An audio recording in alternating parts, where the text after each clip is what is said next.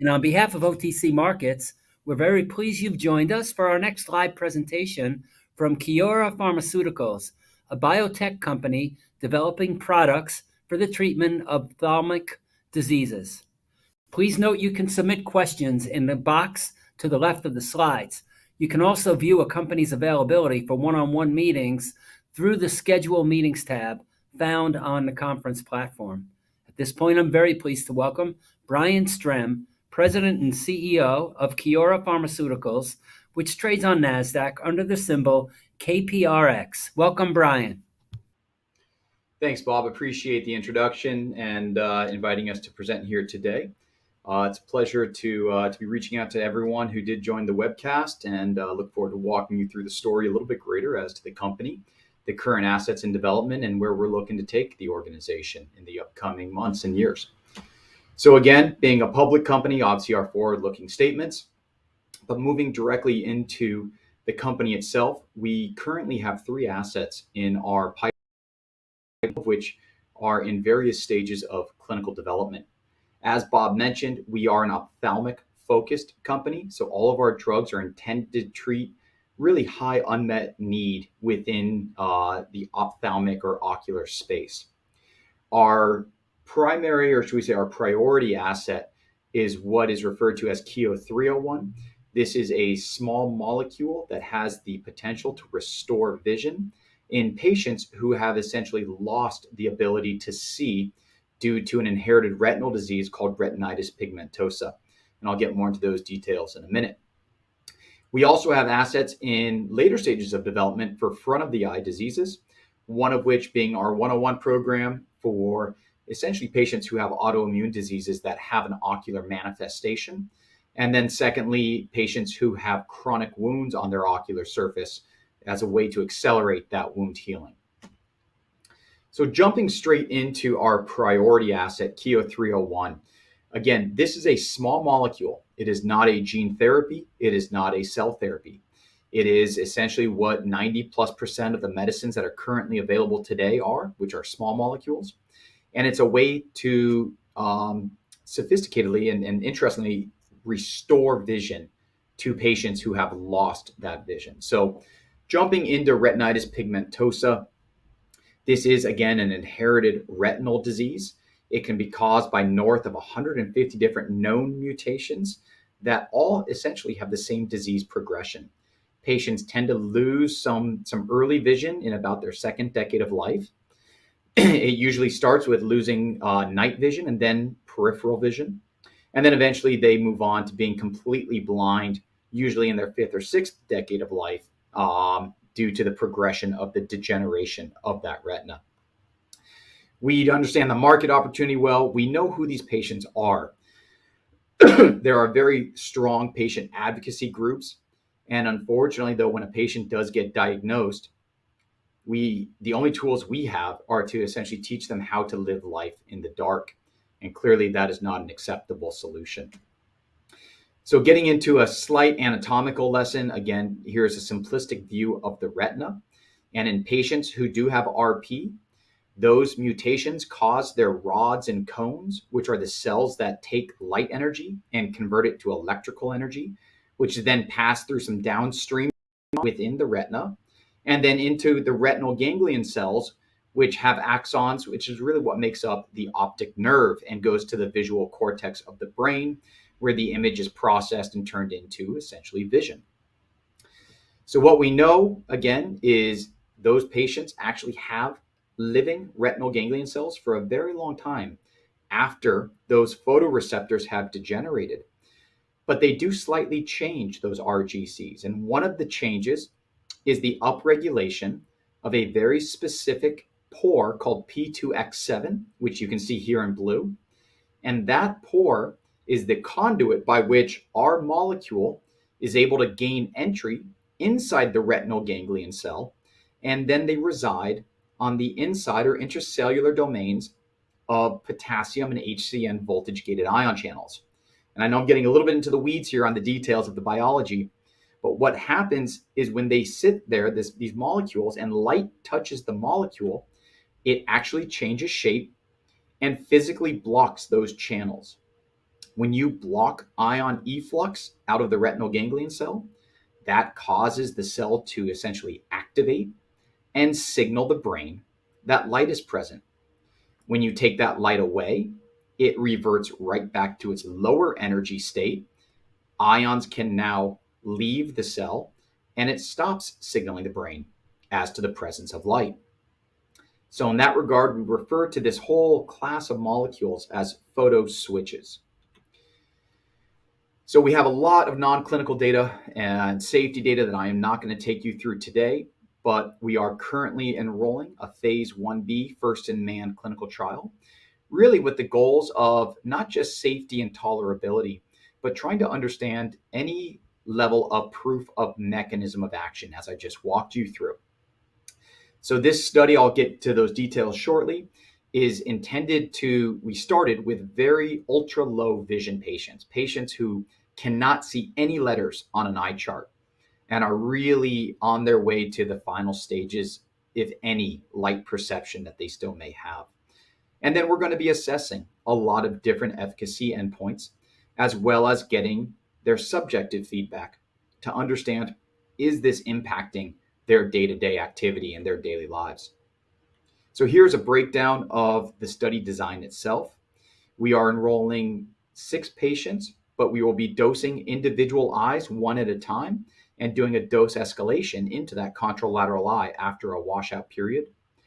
Again, the 2 cohorts, the first one, cohort 1, will be patients who are either completely blind, so fully in the dark, what's referred to as no light perception, or just bare light perception.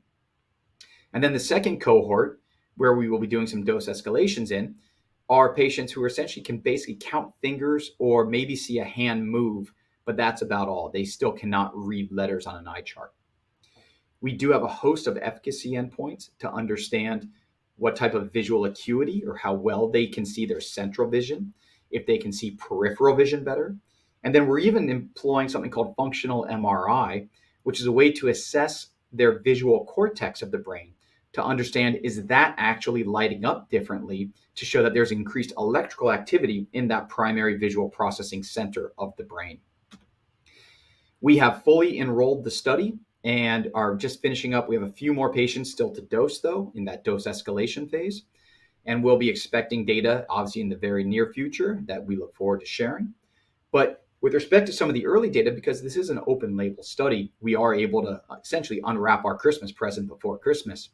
And what we see is that there is absolutely an improvement in a patient's ability to actually perceive images and light on a screen that we're able to project to them and assess from baseline up through the various time points that we are assessing these patients at.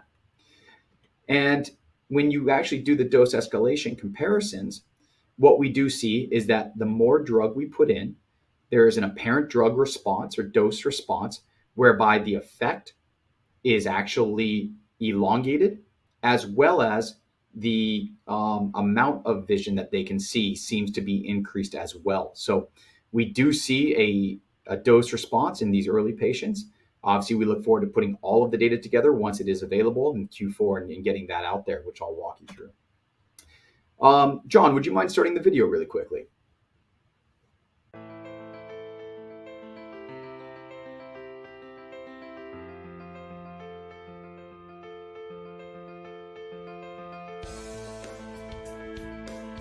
Later that week I went back home to Melbourne, and one of my hobbies is bike riding. And we go out bike riding early in the morning, often leave when it's first dawn or dark, and as part of that I put the lights on the bike. And and on the tandem bike, I always relied on someone else to say, is the light on, is it flashing? And because I had no concept myself. And I sort of looked at this light and turned it on and go, hold up, I can see that light, and I can see whether it's on or whether it's flashing. And I think that that was the first time, not only in a clinical sense, but actually it really goes, wow, this is really useful. So you can imagine this is not the only story that we're getting from our patients in this early phase trial. We have a lot of other patients that are saying similar types of improvements in their vision. And that to us is telling us, again, the proof of mechanism, the goal of this study, safety and tolerability, and is the drug doing what mechanistically it should be doing? We feel very confident already that we can check that box. Obviously, we will be continuing to increase dose and finish off our dosing of these patients. And we will be getting the full data set available in Q4 of this year, where we will be looking at likely a major medical conference like the American Academy of Ophthalmology to present the full data set around this study. I believe if there are any questions about that program, you can go ahead and type them in and we can address them as we get through the rest of the programs. But moving into the front of the eye, this KIO 101 program, again, is intended to treat patients who have autoimmune disease. The molecule itself inhibits something called DHODH, which we know is a validated target systemically for patients who have autoimmune diseases. But unfortunately, a systemic drug just doesn't get to the ocular surface anywhere near sufficient quantities or concentrations to affect the inflammation that occurs there as well. And so we know a lot about these patients. We know exactly who they're presenting to. Oftentimes they're rheumatologists before ever seeing an ophthalmologist. So we're able to actually target them at different phases of their treatment paradigms. And this eye drop, again, is being developed for that ocular presentation. We read out some data about 18 months ago with ocular surface inflammation patients. And again, just showed that mechanistically, this drug does reduce inflammation on the ocular surface as evidenced by hyperemia profiles that we're able to measure. And that when you take the drug away, that response also diminishes, which gives us a lot of confidence in the actual drug direct effect of the treatment. We are actively enrolling now a phase 2 trial that we refer to as our OPRA Plus study. This is the ocular presentation of rheumatoid arthritis as well as other autoimmune diseases. That study is actively enrolling in Australia. We expect that to take about a year to fully enroll, and we'll have that data available in likely the middle of 2024. And then moving into our third program, this is what we refer to as KIO 201. This program is based around a form of hyaluronic acid, which is a naturally occurring protein in all of our bodies, but we have chemically modified it and cross-linked it to really change a lot of the properties of it in a beneficial way. This study, we recently read out a phase 2 trial after already completing 5 previous clinical studies in various types of ocular wound healing. And this study did show, consistent with the studies that we have run before, that eye drop form of this HA, this modified HA, does accelerate wound healing on the ocular surface.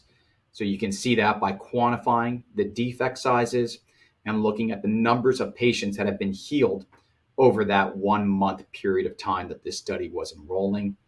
We feel the next steps for this study are likely to go into a final discussion with the FDA and then set up essentially a registration study here in the United States.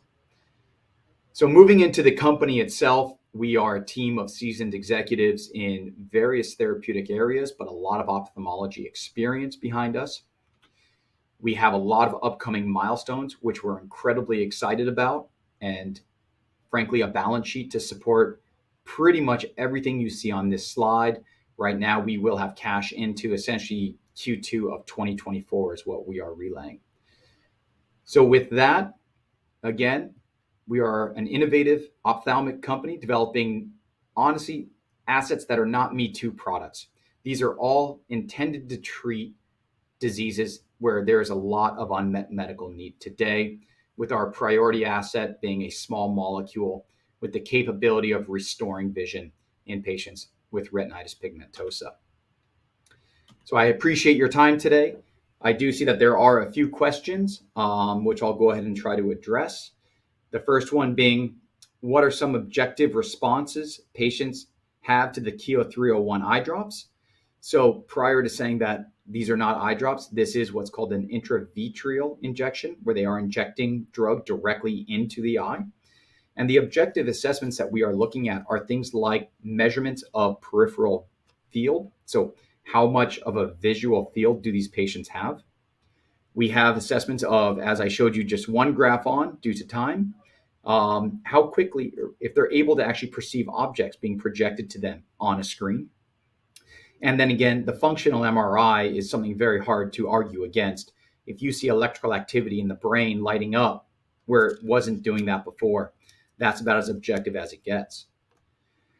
It looks like we have another question here. What are the upcoming milestones for KIO 301, and what is the best guess of time to commercialization? So we are still finishing up the study, as mentioned. We have a few more patients still to dose their contralateral eyes in. We would expect that to be complete in Q4 and presented, the full data set then. Then we will be moving directly into what's called a MAD study, or a multiple ascending dose, where we'll be injecting patients once a month for 3 to 4 straight months, including a sham control group that will then be crossed over after that initial assessment periods. So that will all be run in the 2024 calendar year, with the expectation that we will have that study completed by the end of that year. And if you are trying to, line up commercialization based upon that, coming back to the States, because these studies are being run in Australia, where we have a lot of efficiencies that we're able to operate under, and then come back to a US-based registration study, we would expect hitting the markets here in the US in sometime mid-27 to early 2028. Let's see. Another question, can you discuss your capital position and the results of your recent capital raise? So we did just conclude a raise where we brought in gross $6.3 million through an S1 secondary offering. That capital, in addition to, we qualify for these R&D tax incentives from places like Australia, where the government is literally giving us 48.5 cents of every dollar we spend back as a cash incentive.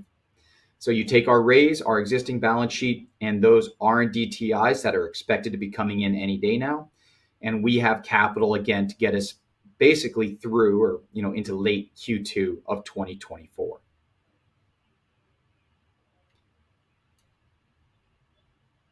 I believe those are all the questions. So unless any additional ones come in, I appreciate everyone taking the time to learn more about Kiora today. And I'll turn it back over to you, John, to wrap it up.